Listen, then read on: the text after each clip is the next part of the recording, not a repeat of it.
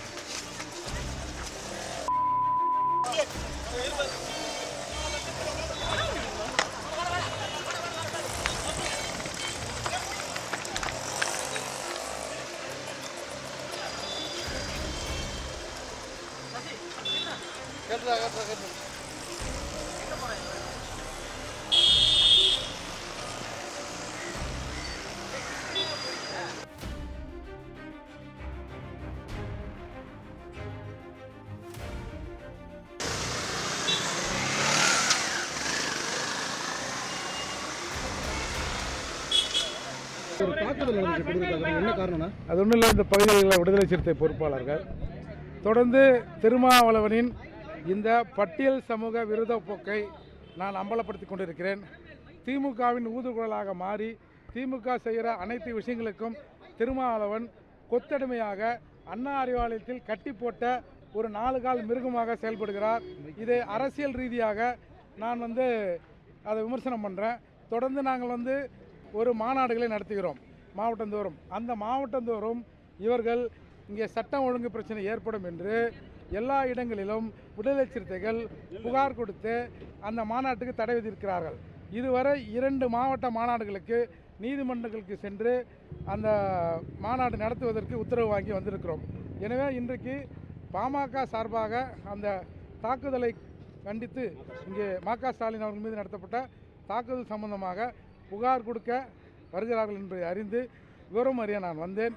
இதை பயன்படுத்தி கொண்டு பாமக சேர்கிற இடத்தில் கும்பலாக இருந்த விடுதலை சிறுத்தைகள் என் மீது தாக்குதல் நடத்தினார்கள். இந்த போக்கை திருமாவளவன் தயவு செய்து விட வேண்டும். இதுவரை நான் 2 முறை புகார் கொடுத்திருக்கிறேன், திருமாவளவன் என்னை கொலை செய்ய முயற்சிக்கிறார் என்று. ஆனால் காவல்துறை ஒவ்வொரு முறையும் கொஞ்சம் நிலைமை சரியில்லை, கொஞ்சம் பார்த்து இருந்துங்க அப்படின்னு தான் காவல்துறை சொல்லுது. எனவே இந்த தாக்குதல் என்பதும் என் மீது நடத்துகிற இந்த கொலைவெறி தாக்குதல் என்பதும் அரசுக்கும் காவல்துறைக்கும் தெரிந்தே நடக்கிறது. இது மிகவும் கண்டிக்கத்தக்கது. டிஜிபி ஆஃபீஸ் வாசல்ல டிஜிபி ஆஃபீஸ் வாசல்ல வச்சு உங்களை அடிச்சிருக்காங்க 4 பேர் கொண்ட கும்பல், எப்படி பார்க்குறீங்க? அதாவது போலீஸ் அவங்ககிட்ட இருக்கிறதா அவங்க நினைக்கிறாங்க. இது ரொம்ப நாளைக்கு நீடிக்காது இது. அதால் இந்த அராஜக போக்கு இது யார் மீது இருந்தாலும் சரி, நான் சொல்லுனேன், இப்போ திருமாவளவனை தனியாக பிடிச்சி கூட்டு போனால் என்ன பண்ணுவார்? அப்போ அது ஒரு நாகரிகம் இல்லைல்ல.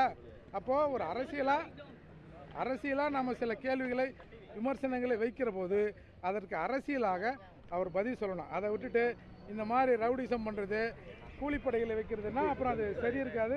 இது தமிழக அரசியலில் ஒரு தவறான முன்னுதாரணமாக போயிடும். போலீஸும் ரொம்ப அசால்ட்டாக இருக்கிறாங்க. போலீஸ் என்ன நினைக்கிறாங்க, நீங்கள் எங்கேயாவது போய் புகார் கொடுத்தீங்களான்றாங்க. இப்போ கூட தாக்குதல் நடந்தது, நான் புகார் கொடுக்க வேண்டிய அவசியம் இல்லை. ஏன்னா புகார் கொடுத்தா அதில் யார் பாதிக்கப்படுவான்? என் ஜாதிக்காரன் தான் ஒரு 4 பேர் பாதிக்கப்படுவான்.